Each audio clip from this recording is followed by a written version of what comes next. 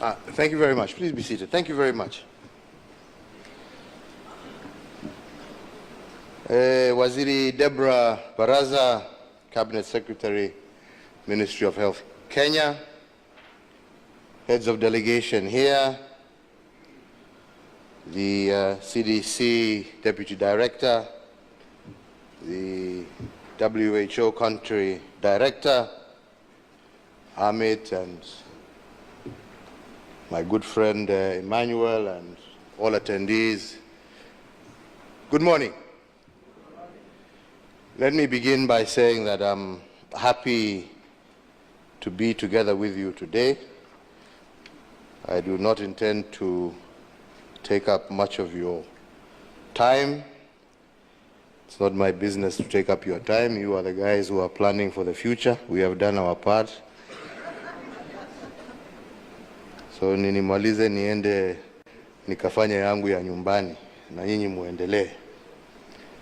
But let me begin by appreciating through you, Dr. Davis, the University of Nebraska and your entire team for inviting us to come and join you and to give some of our perspectives that could hopefully give our continent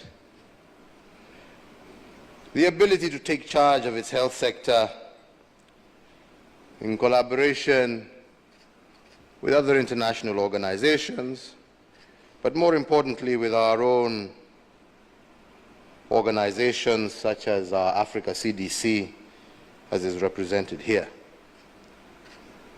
And I'd like just to go back a little bit and recall the year 2020, which was the beginning of a very difficult time for us as a country,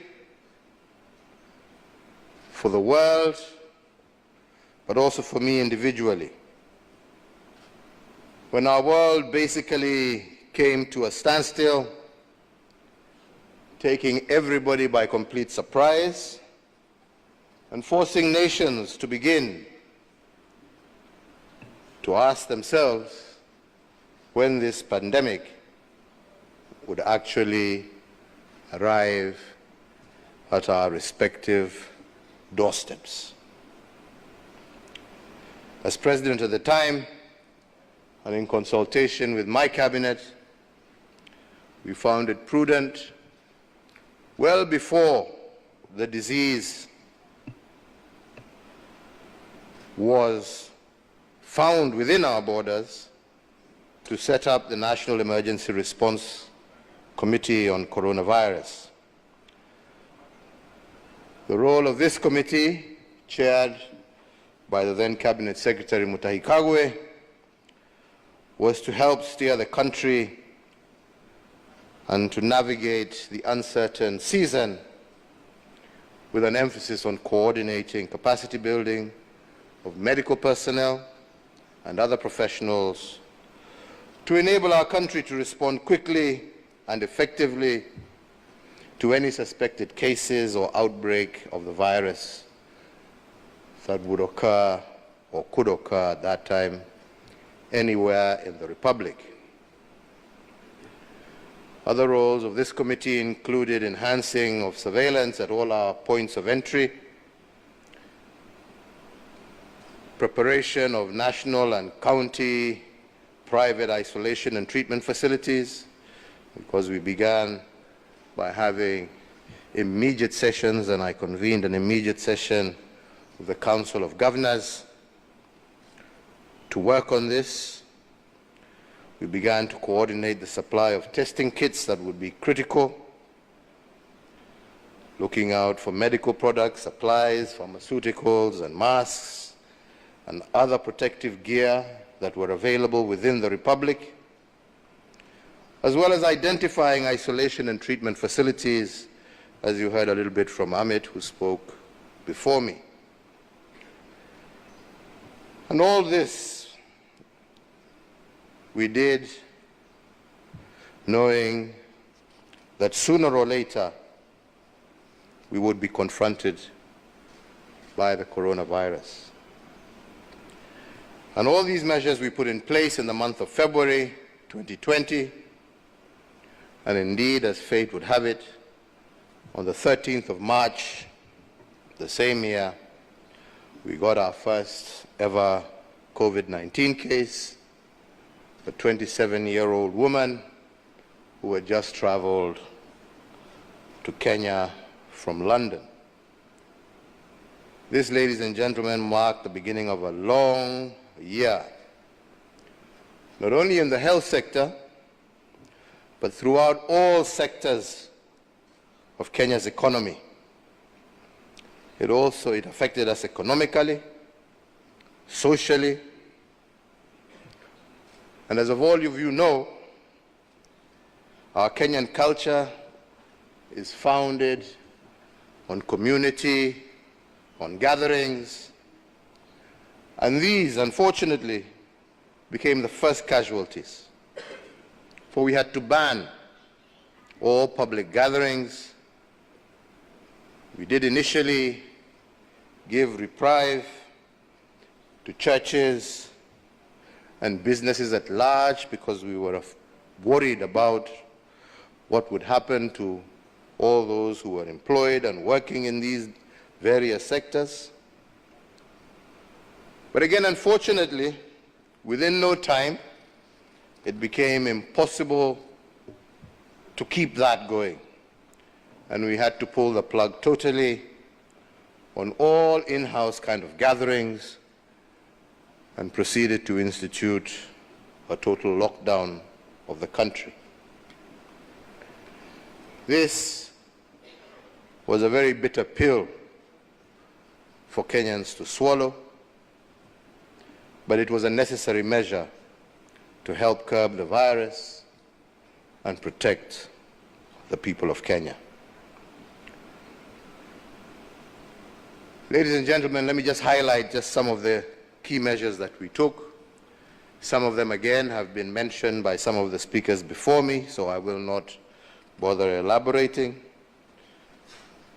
But the first of these, as has been stated, was communication. Poor communication results in confusion. And as we all know, communication during such a season as COVID was very important. Keeping the people informed and giving hope as they wondered what would happen next. So as a government, we agreed that the National Emergency Response Committee would be solely responsible for all forms of communication around the pandemic. And to this end, I authorize that only the Cabinet Secretary for Health would speak on behalf of the government on all matters related to COVID to avoid any kind of misunderstanding or misinformation, and he became the single source of truth, so to say, about measures on the disease. The only other communication that was permitted was from yours truly, who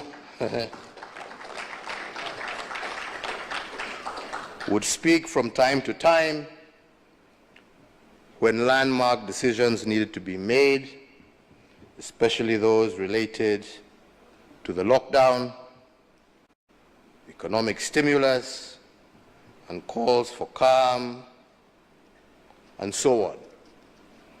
And as many of you will recall, I did endeavor in a good number of times to ensure that during those occasions, I was also flanked by leaders of the opposition to further reassure Kenyans that this was truly a national crisis. We did realize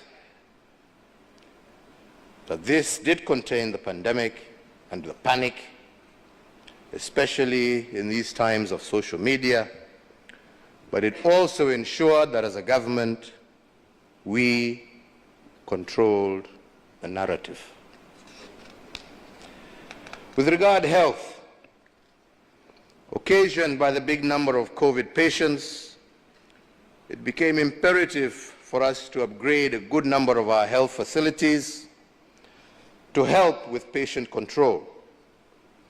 The public sector, private sector, as well as our military, all joined forces in handling the ballooning number of patients. As a government, we went ahead and put in resources, redid and rejigged our budget in order to be able to build additional hospitals and to increase the capacity of existing medical facilities.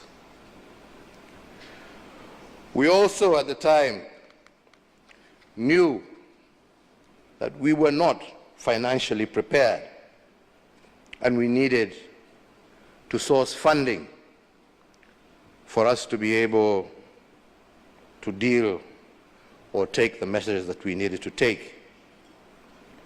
And this happened, and as again has been said, one of the main challenges of the lockdown was that it resulted also in our revenue collections dwindling at a time when the country needed these resources the most.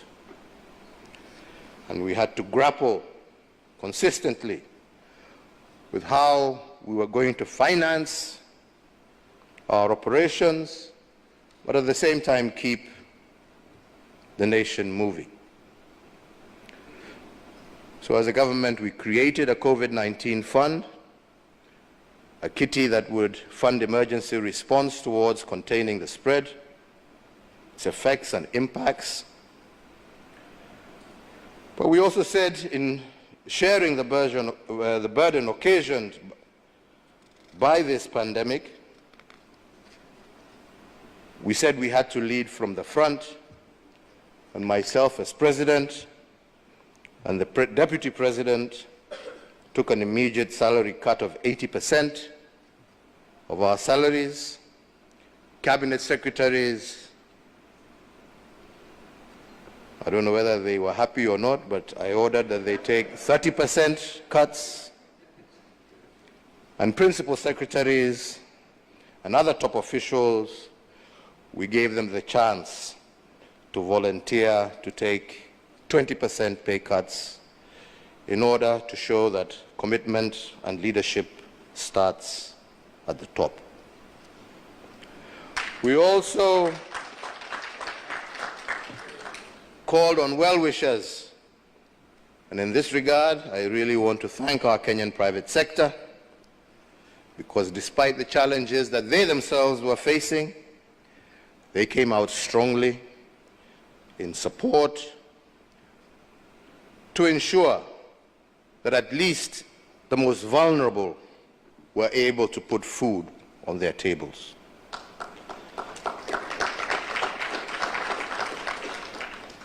This especially because a huge part of our Kenyan workforce was casual. And many of our urban citizens rely on a daily income to sustain themselves. And we recognize this, because those casuals, with many of them now at home as a result of the lockdown, and who depended on that daily income to feed themselves, now had basically no source of income. And the big question became, how could we effectively look after this part of our population? And that, ladies and gentlemen, is how my government came up with the Kazi Mtaani program and the Kazi Mtaani program was intended to put money in people's pockets in order for them to be able to sustain themselves during that difficult time. In rural areas, people had their small plots and their ngombes and their mbuzis. But in urban areas, this was very difficult. So therefore, unlike what some people tried to indicate that this was a political agenda, it was socially, totally aimed at ensuring that these Kenyans who, through no fault of their own, were unable to go to their places of work, at least would have an opportunity to earn a living and be able to continue to support their families during that most difficult time. The other big question that we had was how some of our industries could continue to produce. Because as you remember, as I said earlier, this was not just a health crisis. It was also a social and economic one. And how we would keep our economy afloat despite this setback. Medical products and supplies were running low with the entire globe fighting the pandemic, and it became difficult to readily access many products. And once again, I want to thank our private sector because upon consultation, we commissioned our manufacturing industry to begin using their existing lines to make things like ICU beds and units from scratch, to increase oxygen production, to make masks as opposed to T-shirts and other things that they were making for other markets. They started making masks, they started making PPEs, they started making sanitizers, they started making all manner of medical equipment that was to prove critical during this period. And we also realized that the need was growing as the virus was spreading far and wide and in scales that we had not witnessed, that without, once again, the help of private sector, we would not have been able to keep the deaths to the levels that they were.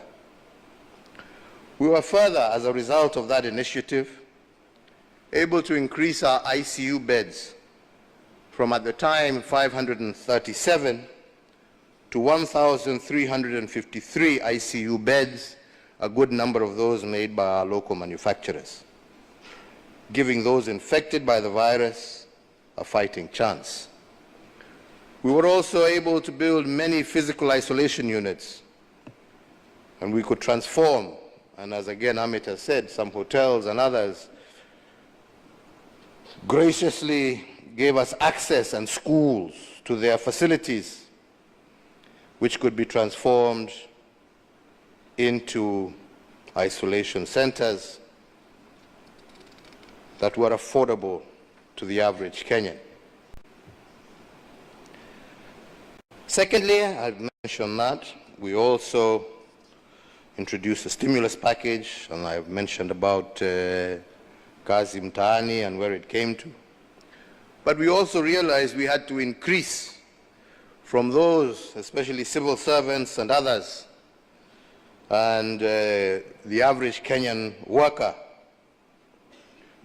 We realized that we also needed to increase their disposable income during this difficult time. And we came up with measures such as, for all those earning 24,000 shillings and less, we released and relieved them from tax deductions, VAT, pay as you earn, and such other things to Kaondoa, so that people would have more disposable income. We reduced our VAT by 2%, just to mention but a few of the actions that we took to help ease the pressure on Kenyans. And by the way, I must also recall that the Kazi Mtaani program went a long way, not only to help provide an income for many thousands of Kenyans who were out of work, but it also went a long way to help us prevent a lot of diseases that were related to dirt and filth, illnesses like diarrhea, cholera, malaria. By extension, we were fighting coronavirus, putting money into people's pockets, but at the same time, we realized that that action was also helping us deal with other common diseases that had afflicted many, especially in our urban centers. And most importantly, it kept our youth away from indulging in crime-related viruses. So, ladies and gentlemen, these are just a few of the measures that we took to help us grapple with this menace of COVID-19. But I also want to talk a little bit about vaccines, because when news came that vaccines had been found and were available, that good news that was spread on CNN and BBC and everywhere else, making us all totally very excited, we soon realized that that news was not for us on the African continent, it was for others, since these vaccines were not available to us. But we were told now how they are available, but the good news, unfortunately, was not for Africa. We couldn't access. And so, at a continental level, we sat as an African Union, convened meetings, and for the very first time discussed how would we as Africans avail ourselves of these much-needed vaccines. To cut a long story short, after many numerous discussions, working together under the coordination of Africa CDC, we were able to find adequate vaccines for our people. But that would not have been possible without the coordination and the collaboration of Africa as a whole. This was a great eye-opener for many of us, and at that stage, I must appreciate the African Union under the leadership of Musa Faki and the then Director General of Africa CDC for recognizing that it was important that the Union come up with a framework that would spearhead the development and access of COVID-19 vaccines to Africa. Again, at that time, I was the chair of the Organization of African, Caribbean, and Pacific States, as again has been said by my brother, Dr. Davis.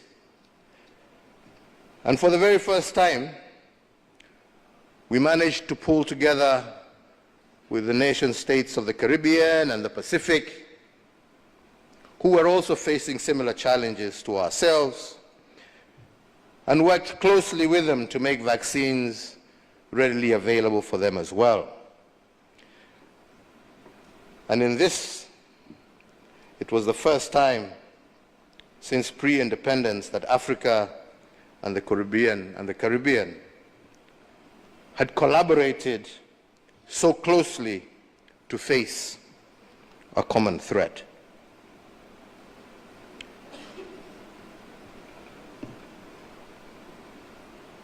Too many negative narratives were making their rounds also, and this was another big challenge.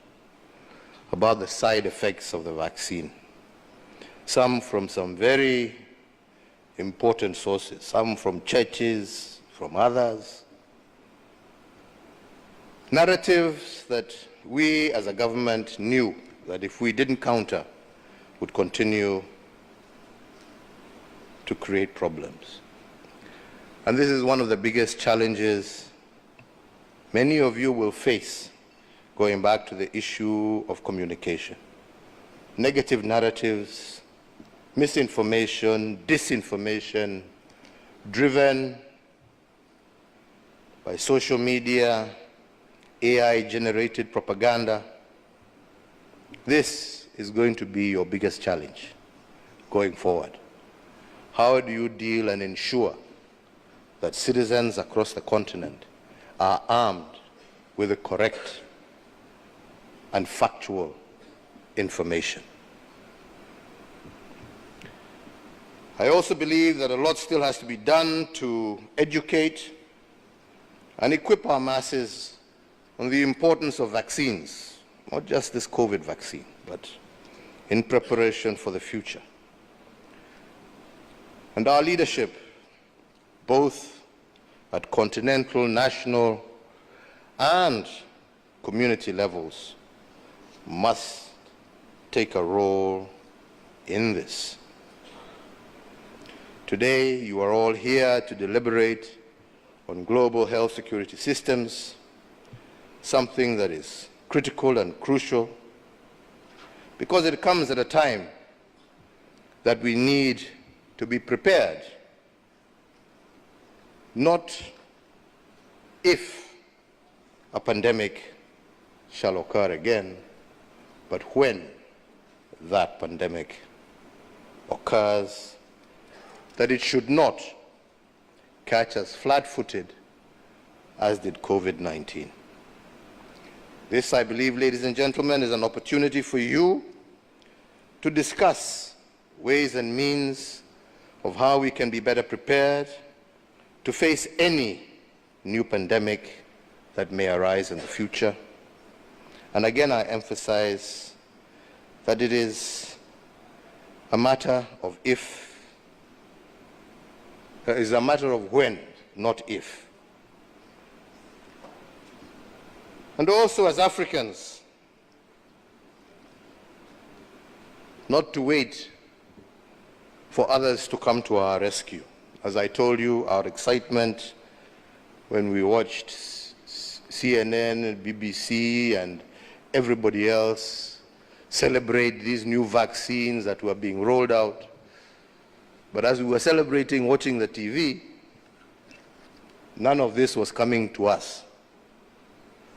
So my friends, any future pandemic that comes, don't think anybody out there is going to come and look up. They'll look after themselves first. Then if there's any surplus, bas mutapatiwa ile mebaki, mujisaidie ile kidogo kidogo tu mtupiwe tu mkule huko kando. Hata mutapatiwa bure. Kwa sababu sasa at that time hakuna shida, wamejitengeneza, nyinyi sasa shauri yenu. So you have to actually see how we ourselves are at the center of the discussion of any future pandemic that may occur, and how we as Africans are going to be prepared with our own resources, with our own vaccines, with our own research, with our own academia, with our own private sectors, to prepare ourselves to face any future challenges. And let me conclude by saying that whether we like it or not, funding for this has to come from ourselves. Yeah?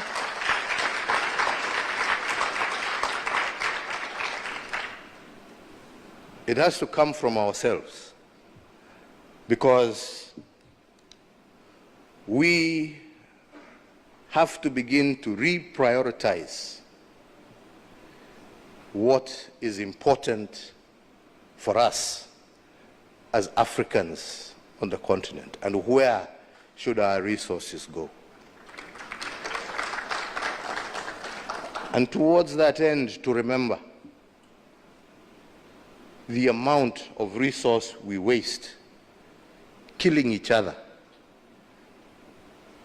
When you see the devastation caused across this continent by the many unnecessary wars, Sudan, DRC, all across the Sahel, all across the continent, we have actually lost more people to bullets fired by Africans on Africans than we actually lost to the coronavirus. And we have actually spent more buying those bullets to kill ourselves than we have actually spent on protecting our health and our societies. So an end to war and a collaboration towards putting an end to these conflicts and being able to repurpose our resources to where they shall have the greatest impact on our population shall remain the biggest and most critical agenda for the African continent. Let us be ready and let us be prepared. Let us be self-reliant by ensuring that we deal with the challenges that we have in order for us to be able to free resources for where they are most needed. I saw some people the other day crying, oh, I don't know, Trump has removed money. He said he's not giving us any more money. Watu wanalia. Why are you crying? It's not your government, it's not your country.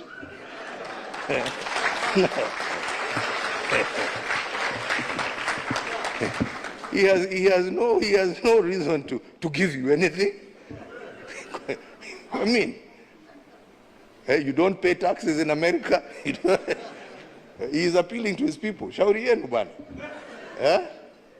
This is a wake-up call for you to say, okay, what are we going to do to help ourselves? Instead of crying, tujiulize, what are we going to do? Haya ametoa hiyo pesa, sasa tutafanya namna gani jameni? What are we going to do? Yeah? To support ourselves. Because nobody is going to continue holding out a hand there to give you. It is time for us to use our resources for the right things. We are the ones who are using them for the wrong things. Yeah? The bullets and the guns we buy, we're not given for free. We buy them. And we're not buying them to go and fight wars off our shores. We are fighting our own people. Hapa hapa too. Yeah? Brother killing sister, sister killing brother. Over stupid things. Yeah? Let us work together to bring an end to all of that and to focus ourselves on those issues that really matter for our people. I thank you very much.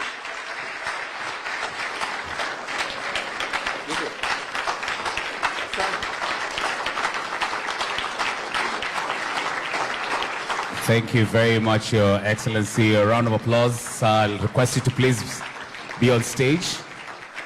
Allow me, sir, to welcome you back on stage for a group photo, really quick. Allow me to invite Dr. Nzai. Really happy for your presentation on the bit about communication and the bit about the conversation from the military. So allow me to also have General Motete on standby, Madam Kanzenden as well on standby. Let me have the representation from the Africa CDC, the country director as well, WHO. Let me have on standby the University of Nebraska, just be on standby here. The first photo, ladies and gentlemen, will be that of the Cabinet Secretary, Dr. Nzai, the Africa CDC and the World Health Organization. Really quick. Africa CDC and World Health Organization, University of Nebraska, on standby, please.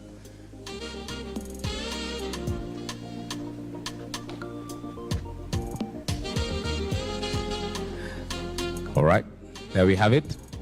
Let's give them a round of applause, ladies and gentlemen. Thank you so much. Thank you very much. Okay, I will excuse the WHO team and the Africa CDC team and still have on stage Dr. Nzai and the Cabinet Secretary. Let me have the University of Nebraska. University of Nebraska. University of Nebraska team, please come on stage.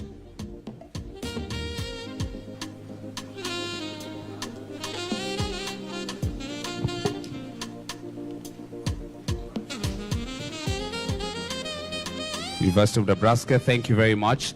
Sponsors and partners, one